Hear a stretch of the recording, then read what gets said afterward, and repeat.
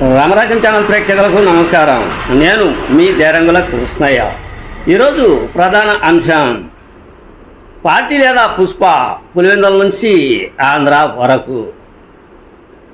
ఈ అంశాన్ని నేను ఎందుకు మీ దృష్టికి తెస్తూ ఉన్నాను అంటే, ప్రస్తుత రాజకీయ వేడి ఇటువంటి వేడి లేదు, అంతా లిక్కర్ స్కామ్ వేడి. వైకాపా ఆ పార్టీని ఒక కుదుపుతోంది. ఈ పరిస్థితుల్లో పార్టీ మనుగడ ఏ విధంగా ఉంటుంది, అసలు పార్టీ ఉంటుందా లేదా, పార్టీని ఎవరు నడిపిస్తారు, జగన్ లిక్కర్ స్కామ్లో జైలుకు వెళ్తే ఎవరు ముందుకు ఉండి పార్టీని నడిపిస్తారు, పార్టీ లేదా పుష్ప అని సినిమాలో డైలాగ్ లాగా మీరు పార్టీ అంటే ఏదో లిక్కర్ పార్టీ, ఆ తర్వాత ఏదో మాంసాహారం పార్టీ, ఏదో విందు అని అనుకుంటారు. నా ఆలోచన ప్రకారం పార్టీ లేదా పుష్ప అంటే ఆంధ్రప్రదేశ్ నుంచి పులివెందుల వరకు. పార్టీ అంటే వైకాపా పార్టీ, పార్టీ లేదా పుష్ప అంటే వైకాపా పార్టీ లేదా అనే ప్రశ్న రాక మానదు, అసలు ఉంటుందా అనే ప్రశ్న రాక మానదు. ప్రస్తుత రాజకీయ స్థితిగతుల ప్రకారం చూస్తే ఎక్కడ చూసినా కూడా, ఏ ఛానల్ చూసినా కూడా, ఏ పత్రికల్లో చూసినా కూడా మొత్తం అంతా లిక్కర్ కేసు అంశమే.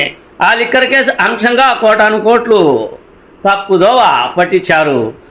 ఎవరి చేతుల్లోకి ఈ కోట్లు వెళ్ళాయి, ఎవరి అనుభవాన్ని అనుభవిస్తూ ఈ లిక్కర్ స్కామ్లో ముందుకు నడుస్తూ ఉన్నారు, ఎంతమంది అధికారులు, ఎంతమంది నాయకులు.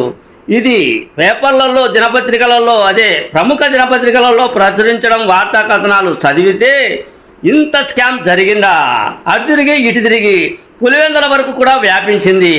వైఎస్ జగన్మోహన్ రెడ్డి చిన్నాన్న అయినటువంటి వైఎస్ భాస్కర్ రెడ్డి కుమారుడు అయినటువంటి ఎంపీ అవినాష్ రెడ్డి కూడా ఈ లిక్కర్ స్కామ్ చుట్టుకుంటుంది.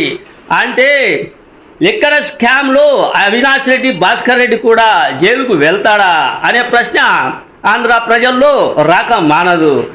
ఒకవైపు పులివెందుల్లో ఆ ఎంపీ అవినాష్ రెడ్డి, ఆ తర్వాత జగన్మోహన్ రెడ్డి భాస్కర్ రెడ్డిలోకి లిక్కర్ స్కామ్లో జైలుకు వెళ్తే పార్టీ మనుగడను ఎవరు చూసుకుంటారు పులివెందుల్లో అనే ప్రశ్న కూడా రాక మానదు. ఇక ఆంధ్ర పరిస్థితి చూస్తే, ఆంధ్రాలో రాజకీయ పార్టీ అంశానికి వస్తే వైకాపా పార్టీలో నాయకులకే దడ పుట్టుకొస్తుంది.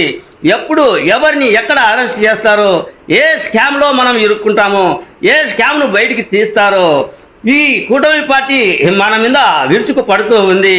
మనం ఎక్కడన్నా ఏమైనా పొరపాట్లు చేశామా, ఏదైనా స్కామ్లో పాల్గొన్నామా, దాన్ని బయటికి తీస్తారా, ఏమిటి ఈ పరిస్థితి అని వైకాపా పార్టీ మొత్తం నాయకులు ఇదే గుబులు ఏర్పడినట్లు సుస్పష్టంగా అర్థం అవుతూ ఉంది. ఈ విధమైన వైకాపా పార్టీ సమస్యలను ఎదుర్కొంటూ ఉంది. ముఖ్యంగా కొంతమంది సీనియర్ మేధావులు, అటు తర్వాత రాజకీయ విశ్లేషకులు ఏం చెప్తూ ఉన్నారు అంటే, లిక్కర్ స్కామ్లో జగన్ రెడ్డి జైలుకు వెళ్తే ఎవరు పార్టీని చూసుకుంటారు. గతంలో విజయం ఉండింది, అంటే తల్లి విజయమ్మ, అటు తర్వాత షర్మిల ఉండింది, వాళ్ళు కూడా దూరం అయ్యారు. అటు తర్వాత విజయసాయిరెడ్డి పక్కకు పోయాడు.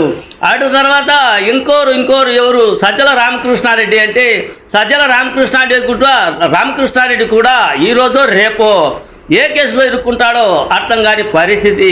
ఈ విధమైన పరిస్థితిని ఎదుర్కొంటూ ఉన్నారు.